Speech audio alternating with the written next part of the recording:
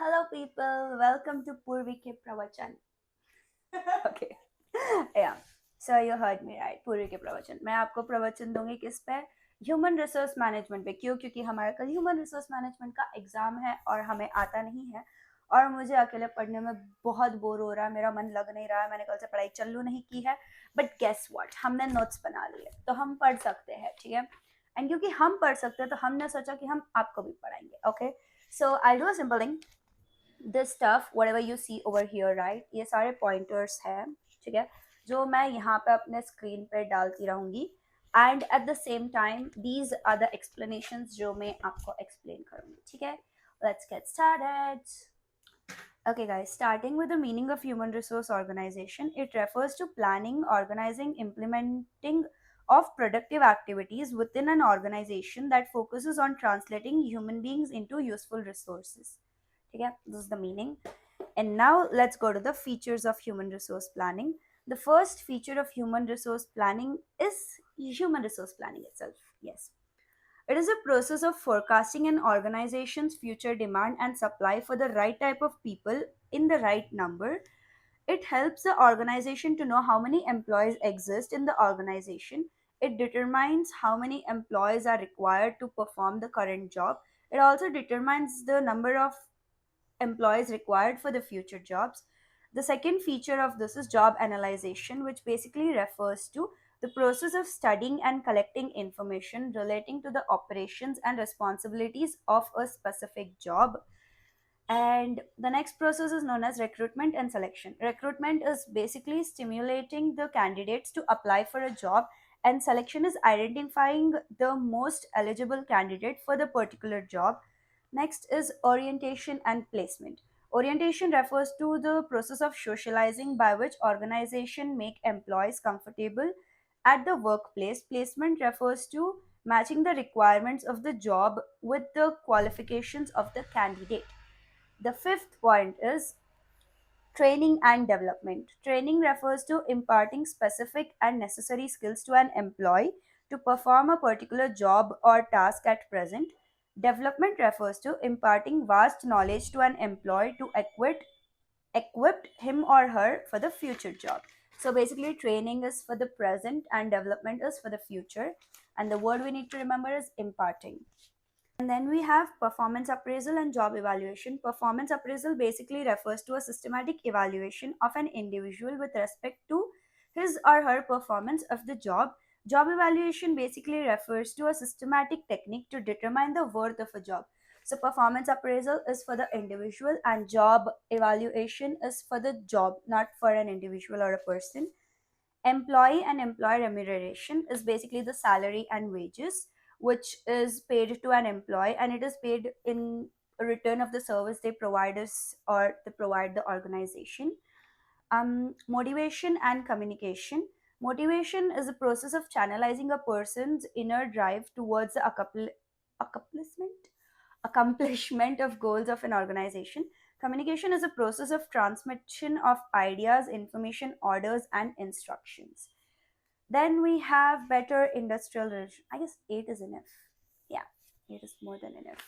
Okay. Then we have the significance and objectives. So basically the points in significance and objectives are almost same.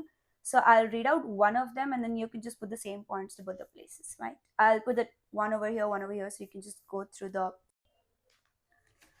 Okay, so the next up we have the first significance, which is successful utilization of resources, which basically refers to human resource management ensures effective utilization of resources. It teaches how to utilize human and non-human resources to achieve the goals. Second point is organizational structure. Organizational structure defines the working relationship between employees and management. It defines the position, rights, duties, accountability, and the responsibilities. It helps to maintain the organizational structure. The third point is development of human resources. Human resource management provides a favorable environment for the employees. It helps employees to work creatively. It develops creative knowledge, ability, and skills. It provides opportunity to enhance employees' caliber and personality. Next is respect for human beings. This basically refers to the work relationship. Human human resource management provides a respectful environment for employees. It provides required means and facilities. It ensures proper work at proper respect at work. It develops good working relationship among the workers and the managers. Next is to maintain goal harmony. It basically refers to the human resource management is responsible for like the individual goals and the organizational goals to meet together, and that is what is goal harmony, that to make sure that the individual as well as the organizational goal meet together. To ensure employee satisfaction, human resource management provides facilities and opportunities for career development. It leads to job satisfaction and commitment. When employees are provided with facilities and opportunities, they are satisfied with their work and performance. um to ensure employee discipline and morale, human resource management provides employee discipline and morale. It promotes employee discipline and morale.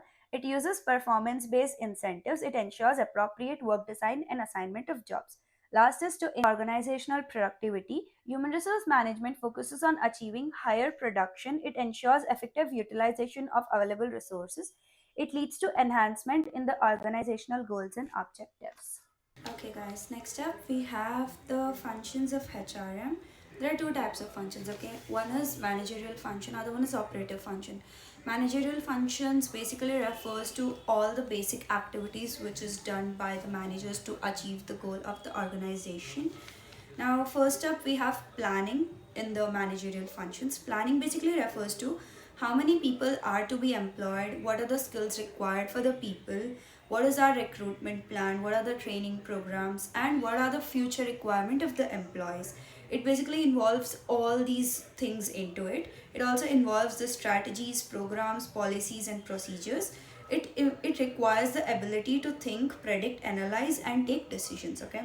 Second up, we have organizing. Organizing basically refers to who will do what, basically giving the job roles to people, and at the same time, who will be reporting to whom. Okay. Organizing involves establishing an intentional structure of roles to the people of the organization. It includes chain of command, division of labors, and assignment of responsibilities. It ensures effective use of human resources. It creates harmonious adjustment among land, labor, capital, and organization. Directing basically refers to telling people what to do and seeing if the people do it properly. It directs all the available resources towards the common goal of the organization. It includes correcting mistakes, making assignments, and issuing orders. It ensures maximum contribution of the employees. It helps in building sound and industrial human relationships. Coordination basically refers to everybody should be working together in the organization. By everybody, it's like HR departments develop programs for better coordinations. It involves interpreting and reviewing personal policies. The last point is controlling. Controlling basically refers to checking if all the work in the organization is being done properly. It's basically the actual work versus the set standards of the work. Controlling means measuring and correcting activities of the subordinates to ensure conformity with the plan. It includes auditing training programs, and analyzing labor turnover records. It involves checking, regulating, and verifying activities according to the standards and the plan adopted. Then we have operative functions. So there are totally 10 types of operative functions, out of which we'll be doing 9 because I don't know one of them. Okay, so the first point in the operative functions is procurement. Procurement basically refers to finding, attracting, selecting, and placing the right employees in the organization. It ensures right people for the right job with the right skills. Second point is maintenance, which means keeping employees satisfied, healthy, safe, and motivated so that they continue to do their work efficiently. Third point is development. Development refers to improving the present and the future skills through training programs, for example, skill development programs and leadership programs, and or maybe leadership development. The fourth point is work culture. Work culture refers to values, beliefs, rules, procedures, and behavior followed within the organization. It creates a way where how the employees are supposed to work and how are they supposed to behave in the organization. Next, we have educating the managerial personnel. HR develops and educates managers so that they can handle the changing business environment efficiently. helps in formulating new plans and strategies. Then we have conducting research. HR conducts research to improve employee management and organizational efficiency. Research helps to communicate, understand, and integrate the workforce. Next is compensation, which means financial and non-financial rewards given to the employees. It is it not only attracts but also retains the suitable employees in the organization. Integration refers to harmony between employee interest, organizational interest, and social interest. It attempts to reconciliation. It attempts at reconciliation of individual, organizational, and social goals or social interest. Next is employment, refers to acquiring and maintaining the required workforce in the organization. It includes job analyzation, human resource planning, recruitment, selection, placement, and training and development program. Okay, people, we are left with last three topics, and the first one in that is process of HRM. This includes 5 points in it, and most probably a 5 marker, I assume. So, yeah, strategy and objective. Every organization works towards a vision. Vision is achieved through effective strategies and objectives. It determines how many employees are to be employed. It also determines the skills that are required in the people who we are employing. It also decides how employees are to be motivated to achieve a particular organizational goal. Second is human resource planning. Human resource planning is forecasting of the people that are required in the job. It involves evaluation, promotion, and layoff. It includes recruitment, selection, training, and development. Next is employee compensation. It involves administrating wages and salaries. It includes incentives and fringe benefits. Money plays an important role in employee relation. Performance appraisal is a fourth point. It helps the organization to train, motivate employees.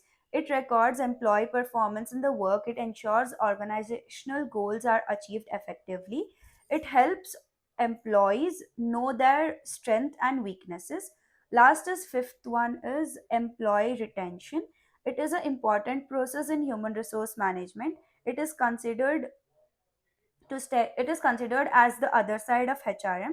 It helps in maintaining good relationship between the employer and the employee. It leads to industrial peace. Okay. Now we have two more topics pending. One is role of HRM and second is the trends influencing.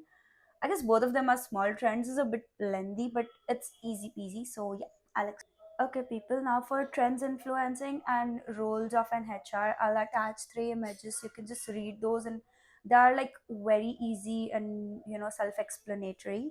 And I don't have patience to explain. That's one issue.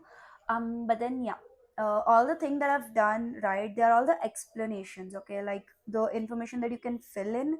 But like if you have to literally answer things in your exam, you'll have to read the main points and a little bit of textbook and stuff, unless you are a person who's like, I just know the main points and I'll write everything by myself. Yeah, you can use the explanation because most of the explanation is from the textbook and chat gpt and it includes keywords and everything. But still, read textbook once or read the notes given by sir, or anything you guys prefer, but read it. Do not depend on the video. I don't even know how many of you are watching this, but if you're watching this, like, share, comment, and let me know if my studies were helpful, my teaching were helpful. Maybe like from the next subject, when we have a little bit of more time, I'll start like posting notes. I have like beautiful notes and stuffs with me which are like very helpful. And yeah, okay, see you in my next video. Bye bye. Let me know if you need another chapter too. I mean, like, this is chapter one, we still have four more chapters. So yeah, let me know. Bye bye, best of luck.